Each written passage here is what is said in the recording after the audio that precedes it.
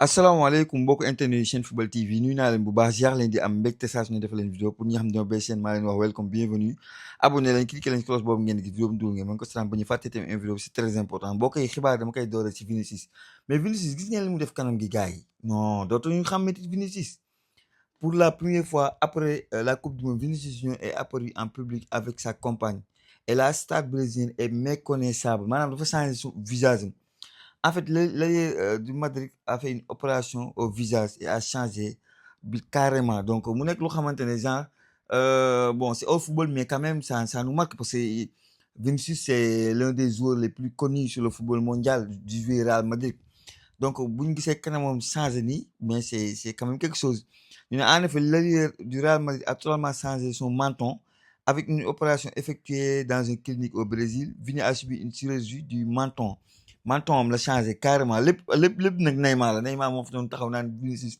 ñooy ban joueur bu ñaaw nga bokk équipe mu ne oh non Vinicius moom mënu ma ko muñ xaw ma lan kanam gi xaw ma lan ba pare ak affaire racisme yi muy dal tout le temps ay moqueries sur Twitter mu nekk excellent dañ koy ñaawal si réseaux sociaux yi Vinicius xam nga rek c'est moo tax affaire racisme voilà mais bon mu ngi noonu ku nekk ak vie am ku nekk mu ngi noonu daal en tout cas daal doy na waar trop parce que Vinicius du joueur bu ndaw du benn joueur bu xamante ne lambda quoi joueur bu ñu xam la si football mondial Ligue des champions la Liga nekk dans un club bu am ay projecteurs xamante ne dañuy wax si ñoom tout le temps di Real Madrid quand il change complètement de visage c'est lu jar a wax la quoi vous me dites en commentaire ça qu'est-ce que vous en pensez. Si info mercato yi mën nañu dooree si sénégalais yi wax ne Mame Alassane te mu nekkoon Norvège booy boobu Mame Alassane Niang donc dem na du côté de Porto mu nekk lu rëy moo tax ñu leen wax ne Mame Alassane Niang a donné à ses premières impressions après avoir rejoint le club portugais l'attaquant sénégalais de 20 ans qui s'est engagé jusqu'en 2030 avec une option donc supplémentaire donc mu nekk lu rëy pour man parce que c'est pas tous les jours ngay gis attaquant sénégalais dem Porto nag nekk équipe bu mag a mag bon moom mu ngi wax si ay déclaration ne kontaan na dem si équipe bu toll ni Porto équipe bu mag la mooy wax ne nag source de motivation la te gis na nee na ay attaquant yu mag jaar na fi ba pare bokk na si ko xamante ne doon na ko xool bu baax du côté de Porto Moussa Marega muy international malien xam nga donc loolu wax na que ñuy wax ne après son passage en Norvège où il a évolué sous les couleurs de Lille puis du xam-xam Mame Niang estime avoir beaucoup appris jàng na foofu lu bëree bëri moo tax ma ne j'ai passé 2 ans en Norvège et franchement j'ai beaucoup appris c'est fut une expérience fantastique. Ce fut une expérience fantastique le football norvégien c'est un vrai football loolu la wax ne football boobu dafa jàng yu bëree bëri 2 ans saison lu ñu mel équipe bu mel ni Porto moom bu ñu ñëwee bay jënd si ay talent ñoom ñoo dàq jaay Porto Benfica ak Sporting c'est parce que t'as quelque chose mu ne nag moom nag mu ngi wax si ay qualité mu ne man je suis un attaquant qui aime marquer des buts et qui a le sens du but non loolu moom boo ko amee fii Sénégal loolu la ñuy wër jamono bii marquer des buts c'est ma spécialité mon objectif est de marquer des buts et de travailler dur pour atteindre mes objectifs. Voilà un joueur bu am objectif voilà un joueur ambitieux et voilà le genre de joueur que j'aimerais voir pour le futur de l'équipe nationale du Sénégal. On doit chercher un attaquant tueur quelqu'un qui est capable de marquer beaucoup de buts quelqu'un qui a des objectifs quelqu'un bu xamante ne amul lenn lu muy ragal donc on est derrière le boy donc vous me dites en commentaire qu'est-ce que vous en pensez wax leen ma seen xalaat. genre info yi rek moo tax ñu naan le football va très vite Ferran Torres bi xamante ne tellement critiqué au niveau de la saison à Barcelone mu ñëw coupe du monde dugal bi coupe du monde bi nga xam ne lii dootuñu ko fàtte je pense que Iniesta bu muy dugal bi coupe du monde bu njëkk bi kenn fàttewu ko donc ñu organiser ko Afrique du Sud Ferran Torres tam bi je pense que kenn du ko fàtte jamono bii nag yeneen gis ne xibaar yi Real Madrid s'intéresse à Ferran Torres gi nga affaire bu doy waar mais nag si li ñu waxoon boy bi amoon na accord ak donc Paris Saint-Germain parce que Paris Saint-Germain daf ko bëgg remplacer Gonzalo Ramos bi xamante ne moo dem du côté de Milan donc jamono bi Paris Saint-Germain cherche un attaquant et c'est un joueur profil bu xamante ne demandé par Luis Enrique et faut noter que Paris ak coow li muy bëri yëpp les 2 dernières Ligue des Champions Paris Saint-Germain moo ko gagné et du coup donc moom il sera tenté par aller là-bas même si waa Barcelone à leur place mën naa ko téye trop critiqué mais c'est un très bon joueur je trouve gars yi bu ñu jógee foofu j'ai parlé de Bamba Dieng xam ngeen ne il est libre de tout contrat mais jamono bi di ngeen ko dégg un peu partout semaine bii rek information yu bëri génn na fi Hull City bi nekk promu maanaam yéeg na Premier League foofu Henry Camara daan joué Hull City bëgg na ko dégg ngeen tey information bi am tey c'est Zenit Saint-Pétersbourg bi nekk fële ca Russie à West Ham aussi bi nga xam ne moom 2e division dañoo bëgg Bamba Dieng donc Bamba Dieng actuellement il a l'embarras du choix ba pare am na benn club saoudien bu teg xaalis bu ko paree fay yenn salaire yi aussi tamit déggoon nañ ko fan yële passé. Au niveau de la Serie A aussi dégg nañ équipe yu mel ni Bologne ñu ngi koy bàyyi xel nga dem fële ñu ngi koy waxatee Allemagne Werder Bremen mu ngi koy laaj donc Bamba Dieng à l'embarras du choix moo tax day baax ci commentaire yi ngeen wax ma seen xalaat ak seen gis-gis par rapport ak Bamba Dieng selon vous lan mooy baax si moom. À noter que même Séville demandé Bamba Dieng coupe du monde bu mu jeexee teg gars yi dañuy waxoon day dem Séville donc instant yi championnat bu ko neex mu dem bu ko neex mu dem Serie A Italie bu ko neexee mu dem ñu ngi koy waxatee fële Angleterre bu ko neexee mu dem Espagne c'est à lui de voir. Maintenant il doit être très bien conseillé parce que joueur libre en général c'est de très bons salaires xaalis lañ lay fay mais nag faut penser tout tamit à yow sa progression penser à l'équipe nationale du Sénégal pour faire certains choix bañ a jiital xaalis ba lor sa bopp yàq sa carrière faut essayer de faire le très bon choix xam naa du si ñàkk yéen di ngeen am seen xalaat. Depay waa Olympique de Marseille ñoo ko bëgg di leen wax ne information gars yi maa ko defee nii su ma joxee information européenne damay jox information sénégalais ñu continuer que noonu comme ça ngeen am lii gën a fës si xibaar mercato yi. Donc Marseille xam ngeen ne ñoo perdu 2 joueurs de renom les supporters ñoo ngi xaar joueur bu am tout donc ñàkk nga Greenwood ñàkk nga Aubameyang donc toon na teg c'est du dara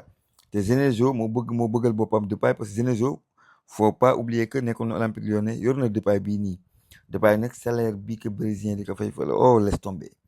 le salaire non waa Atlético sax daan ñu koon fay loolu maintenant nag il est âgé il a 32 ans l'équipe aussi tamit bëgg nañ Corinthians xëy nañ bëgg nañ mu dem ça va alléger leur masse salariale mais bu ñëwee championnat France day ñëw championnat bu mu xam championnat bu ko relancer après un passage du côté de Manchester United bi nga xamante ne demee woon noonu. Donc on verra est-ce que dina antu ou pas gars yi bu ñu jógee foofu dañuy wax ci Ibrahima Ba bi xamante ne d'accord na ak Strasbourg ba dem fa waa Strasbourg ñëw changer contrat bi ba si wàññi 30% par rapport ak li ñu ko digoon ñu agent bu Ibrahima d'accordul ñu bëgg a ñëw ne visite médicale la amee problème alors que amul problème visite médicale jamono bii nag Newcastle est proche na dem na pour dem Newcastle. Faut savoir que le joueur Benfica sax bëgg na jël ay équipe yu bëri ñoo ko doon superviser dafa am talent mën toj championnat Portugal. Donc Newcastle sax moo gën Strasbourg moo ko ëpp histoire ak loolu yëpp mais bon Strasbourg peut-être pour jouer c'est moo gën a tane si moom parce que Newcastle ça reste benn équipe boo xamante ne qui a des joueurs de très haut niveau c'est la première ligue mais concurrence la affaire yi moom saa yi fenn yombul foo dem rek concurrence ngay xeex bu demee première ligue moom dina baax si moom bu baax a baax a baax xam naa ne booy yi ñoom Sénégal ñoom ñëpp lenn la ñuy rêver porter le maillot de l'équipe nationale du Sénégal et boo nekkee un championnat bu xamante ne ñëpp a ko xam. boo fa fexe maanaam muy Liga wala booy bi première ligue bi mu nar a dem nii boo demee foofu di toj di performer sénégalais yi ñooy njëkk a taxaw waxale non am na benn booy bu nekk Newcastle kooku dafa war a ñëw défenseur bu baax la et comme ni ma ko waxee rek les Abdoulaye Seck les ak Koulibaly dañoo nekk à la retraite et donc faut donner la chance à la nouvelle génération et Ibrahima Ba tout le temps pas cité comme yeneen tur yi mais il fait bien partie des meilleurs de sa génération quelqu'un boo xamante ne dañ ko war a am yaakaar bu baax a baax gars yi Laporta waa Barcelone ñu ko bëgg waa Barcelone xam naa lu ñu si jublee leen na rek la jël Laporta boole ko Koulibaly maanaam défense coupe du monde bi ñu def ko défense su Barça seen xel dal je pense que loolu lañ si jublu et peut-être que ils vont faire certains changements maa ngi dégg ne Christensen aussi mën nañ ko jaay et tout donc peut-être faut faire la place à un Laporta je trouve que c'est le meilleur défense si coupe du monde bi jël Laporta boole ko Koulibaly en championnat war a mën a marché Koulibaly mooy Barça jeune défenseur la Laporta xam na championnat bi lu bëri fa la def carrière am Atlético Bilbao et tout même si dem na benn passage du côté de City dem na fi aussi beneen dëkk bi dem na fële tamit Al Nassr et tout mais ça reste un très bon défenseur et ñoom ñaar ñu boole leen non mën na baax trop waa Barcelone waa su du si ñàkk supporter Barcelone ñooy yéen di ngeen ma wax seen xalaat que pensez-vous de Laporta mu ñëw foofu ca Barcelone du si ñàkk am ngeen benn idée bu précis concernant donc l'international espagnol gars yi bu ñu ñëwee foofu damay dem si joueur bu xamante ne non heure bii da nga daan comparé ak Koulibaly am na ay temps Koulibaly pendant qu'il gagne la coupe du monde le gars il signe en deuxième division du côté de Bundesliga on lui souhaite bonne chance parce que dañ ko prêté donc dañ ko prêté du côté de deuxième division mais na def ni Pape Demba Diop bi ñu ko fi bi ko Strasbourg ñëwee jël ko prêté ko deuxième division dafa teel a def foofu ay performance ñu prêté waat ko Toulouse mu def performance ba ren ji ñoo ngi espérer du côté de Strasbourg mu am temps de jeu donc je l'espère pour lui indésirable du côté des stars, Mikayil Ngor Faye va repartir en prêt. Les jeunes Sénégalais devraient évoluer en Bundesliga pour la saison prochaine. Donc, Bundesliga 2, attention. Donc, c'était parmi les jeunes joueurs sénégalais qui doivent assurer la relève. Mikayil Ngor Faye peine à confirmer. Parce que, quand boy Ibrahima Ba, boy, avant nous, boy, Mikayil Ngor Faye, mais on parle de Newcastle pendant que lui, voilà, depuis son départ du Barça, le final, en 2024, voilà. Donc, ancien joueur bu jàmbaar bi ba tey mënul wone boppam. Donc, on lui souhaite franchement bonne chance. Donc, da ngay gis ne fii nii Nuremberg bii le Pape Demba Diop demoon. Donc, en quête du temps de jeu, il avait alors décidé de rejoindre la Serie A. Cremonese moom daaw ren jéewul dara man xamu booy bi c'est quoi le problème. Du coup, auteur de simplement 8 apparitions, 8 fois le jeu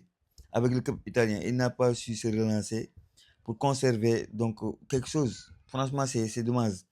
Mis à l'écart pour la pré-saison, l'arrière gauche doit donc trouver une nouvelle porte. Et donc, Nuremberg m'en fait que pour dire que. Et donc, en Allemagne, il a encore 22 ans. Selon score, c'est clair. Mais man presse jaaxal ma presse ne veut pas de Rodri man ma lii jaaxal na ma ba pare Fabrizio Romano moo ko wax yow presse yow kii mooy meilleur joueur coupe du monde tey jii est waa supporter Real boo laaj dinaan non bés bu mu amee Rodri boole ak Bellingham ak xam non beneen affaire la ñu am yow nga ne doo jël Rodri man je ne comprends pas tu mets lépp il veut mettre tout l'argent du Real Madrid sur Olise je veux bien que Olise dañ ko jënd joueur boo xam ne day andi apport day apporter ba daaw c'est le meilleur passeur drop xam nga donc avec 26 passes décisives donc il était excellent même cette coupe du monde là il a été encore excellent mais quand même Rodri am que sa milieu terrain pour moi c'est un joueur sur côté non wala boog vestiaire bi lay benn am parce que Rodri ak Vinicius ma soon nañoo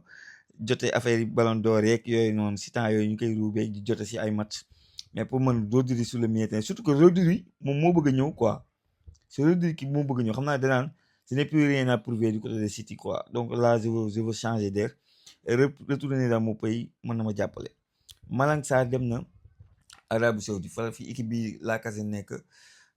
donc bëri na ay français sax d'ailleurs yu fa ne mais pour man est-ce que nekkul mettre croix ñëwam Sénégal Malang Sarr xam naa dafa découragé xanaa xam na wuti weccit quoi boo naa jouer coupe du monde peut-être que du ma am chance jouer coupe du monde parce que même il a 27 ans boo seetee 4 ans mën na compliqué surtout que maa leen wax ne ay y a beaucoup de jeunes défenseurs si parce que ay Arouna Sangate keneen ak keneen yu xamante ne voilà du coup il va se dire que peut-être bu mu mën a jouer coupe d'Afrique et je vois mal même ñu convaincre que pour moi c'est il a mis la croix pour l'équipe nationale du Sénégal et il faut oublier le dossier parce que li tax ñun sama gens yi ñu si doon rey suñu bopp performance yi mu def Lens rek la gagner coupe de France qualifier Ligue